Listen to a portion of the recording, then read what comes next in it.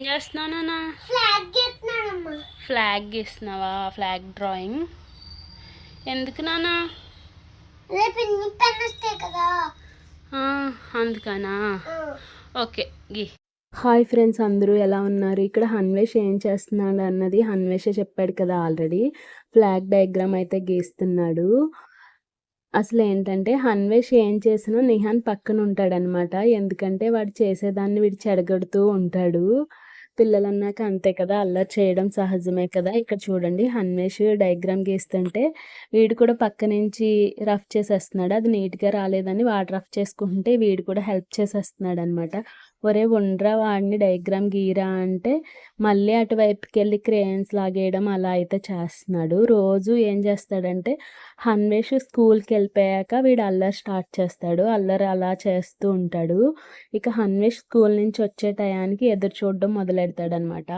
వాళ్ళ అన్నయ్య మాట అన్నా బయట కొంచెం వినిపించినా చాలు లోపల నుంచి పరిగెట్టుకుంటూ వెళ్ళిపోయి అన్న అన్న అని వెళ్ళిపోతాడు. వాడు హగ్ చేసుకుని చక్కగా తీసుకొస్తే చక్కగా హ్యాపీగా ఫీల్ అవుతాడు. లేదంటే ఇక అలిగేస్తాడు అనమాట. అలిగేసి ఇక బొంగమూత పెట్టుకున్నట్టు పెట్టుకుంటాడు. వర్క్ రాసేటప్పుడు కూడా అంతే. హన్వేష్ వర్క్ రాస్తాడా కూర్చుని వాడు ఎరేజర్ లాక్కుంటాం, స్కేల్ లాక్కుంటాం, పెన్సిల్ లాక్కుంటాం, షార్ప్నర్ లాక్కుంటాం, అలా ఏదో ఒకటి చేస్తూ ఉంటే అమ్మ తమ్ముడిని హాల్లో కూర్చోబెట్టమ్మా నేను వర్క్ రాసుకుంటున్నాను కదా అంటాడు. వాడిని కూర్చోబెడితే వాడికి ఏమో పూర్తిగా ఏమీ తెలియదు కదా, మళ్ళీ లోపలికి వచ్చేస్తాడు. సరే ఇలా కాదని నిహాన్కి ఏమన్నా బొమ్మలు ఇచ్చి కూర్చోబెడితే కాసేపు అయితే ఆడతాడు. మళ్ళీ హన్వేష్ వర్క్ రాసే దగ్గరికి అయితే వచ్చేస్తాడు. వచ్చేసి ఎప్పుడులాగా లాగేయడం అలా చేస్తాడు. హన్వేష్ ఏమో చెప్తాడు అమ్మ లాగేస్తున్నాడు రాయనివ్వట్లేదని. ఇక్కడ హన్వేష్ ఫస్ట్ టైం ఇది ఫ్లాగ్ డయాగ్రామ్ వేశాడు. బాగానే వేసాడు, ఇంకా నీట్గా నానా అని చెప్పంటే సరేనమ్మా అని మళ్ళీ ఇంకో పేజ్ తిప్పి మళ్ళీ వేస్తున్నాడు.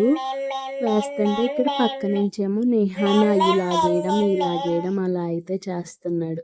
ఇద్దరు పిల్లల్ని మేనేజ్ చేయడం అంటే కొంచెం కష్టమైన విషయమే కదా. ఇప్పుడు ఇద్దరు పిల్లల్ని మేనేజ్ చేయడమే కష్టమైపోతుంది. అప్పట్లో అంతమంది పిల్లల్ని ఎలా పెంచారా అనిపిస్తుంది నాకు ఒక్కొక్కసారి. మన తాతయ్యలు, నానమ్మలు, అమ్మమ్మలు ఆ కాలంలో ఎక్కువ మంది పిల్లలు ఉండేవాళ్ళు కదా. అసలు అప్పుడు పిల్లల్ని ఎలా చూసుకునే వాళ్ళ అనిపిస్తుంది అప్పుడప్పుడు. వాళ్ళ ఓపికకి మెచ్చుకోవాలి అసలు. ఇక్కడ హన్వేష్ మధ్యలో ఈ ఫ్లాగ్ గురించి ఒక సాంగ్ కూడా పాడాడు. ఎల్కేజీలో నేర్చుకున్నాడు అనుకుంటా. ఎల్కేజీలోనో నర్సరీలోనో నేర్చుకున్న సాంగ్ ఒకటి అయితే పాడాడు.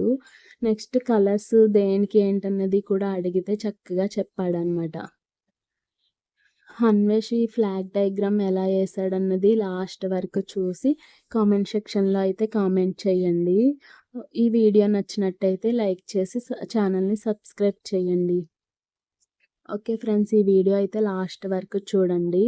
ఇక్కడ నేను హన్వేష్ని ఫ్లాగ్లో ఎన్ని కలర్స్ ఉంటాయి నాన్న అంటే ఫింగర్స్ చూపిస్తున్నాడు. ఫింగర్స్ చూపిస్తూ చెప్తున్నాడు. నెక్స్ట్ మొత్తం డ్రా చేస్తాక చక్కగా కలర్స్ అయితే వేస్తున్నాడు. చూడండి వీడియో లాస్ట్ వరకు చక్కగా. Okay friends, bye. ఇంకేముండదా ఫ్లాగ్లో? మరి ఉంటే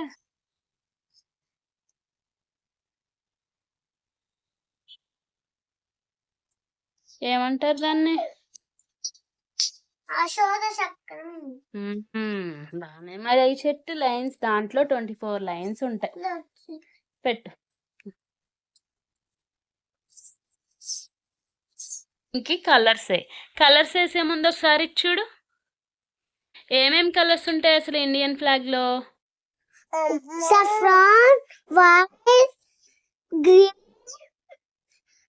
అశోక చక్రంకేమో బ్లూ కలర్ ఉంటది. వెరీ గుడ్, బాగా చెప్పావు. ఒక సాంగ్ పాడు ఫ్లాగ్ మీద. అదిగో మన జెండా,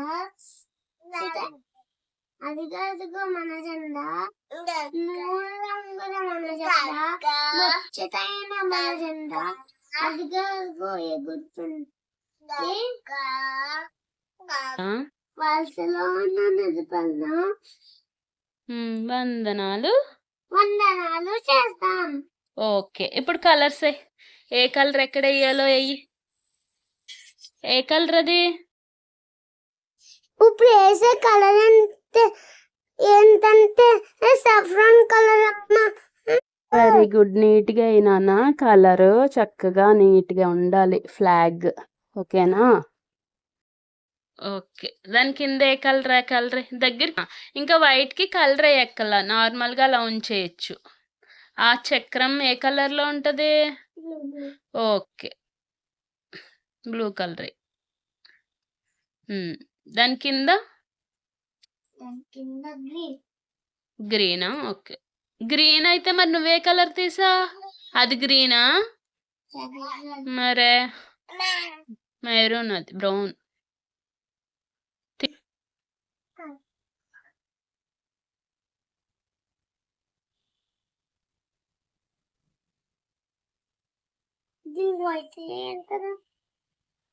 ఇందాక పెన్సిల్ తీసావు కదా, ఇది కలర్ ఆ పెన్సిల్ తే. ఇంతకీ నువ్వు ఫ్లాగ్ డయాగ్రామ్ వేస్తున్నావు కదా, అది డిజైన్ చేసింది ఎవరో నీకు తెలుసా అమ్మా? తెలుసమ్మా, వెంకయ్య. Very good. అతను ఒక ఫ్రీడమ్ ఫైటర్ కూడా. ఓకేనా? ఓకే అమ్మా.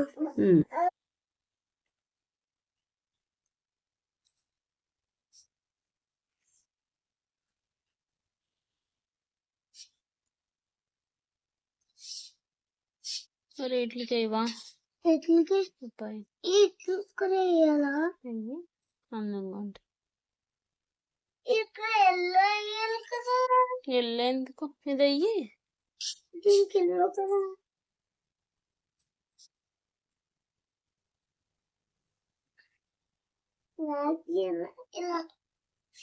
ఇలా ఉందా?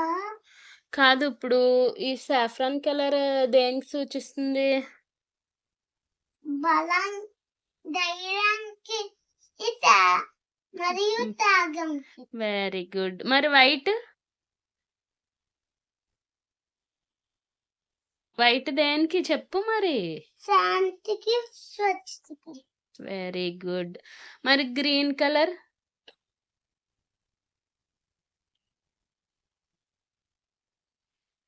పాడి పంటలకి గుర్తు. అంటే ఈ రంగు పాడి పంటలకి గుర్తు, మళ్ళీ శుభాన్ని సూచిస్తుంది. అశోక చక్రం అంటే ధర్మానికి గుర్తు. అర్థమైందా హన్వేష్? ఓకేనా? ఇదిగో నువ్వు వేసిన ఫ్లాగ్ చూపించు. ఓకే, బాగా వేసావు. అంటే ఎందుకు వేసావు చెప్పలేదు నువ్వు. రేపు ఇండిపెండెన్స్ డే కదా ఫ్రెండ్స్, అందుకనే వేసావు. Okay okay. మరి నీ సబ్స్క్రైబర్స్కి బాయ్ చెప్పు. మా చిన్నోడు కూడా బాగా చెప్పేస్తున్నా. ఇందాక నుంచి పాపం మా చిన్నోడు అసలు వాళ్ళ అన్నయ్య ఏం చేస్తంటే అది ఏం చేసేస్తున్నాడా మా అన్నయ్య అని తెగ చూస్తున్నాడు. వాడికి ఏమో ఇంకా రాయడం, డ్రాయింగ్స్ వేయడం ఇవి రావదు కదా. వాళ్ళ అన్నయ్య అన్నీ మొత్తం పీకేసి అలా పెట్టేస్తున్నాడు అనమాట. ఇగో లాగేసి కిందిలా పాడేసి చూడండి. ఓకే, బాయ్ చెప్ప హన్వేష్. Bye friends. మరి అందరికి హ్యాపీ ఇండిపెండెన్స్ డే చెప్పవా? అందరికి హ్యాపీ ఇండిపెండెన్స్ డే.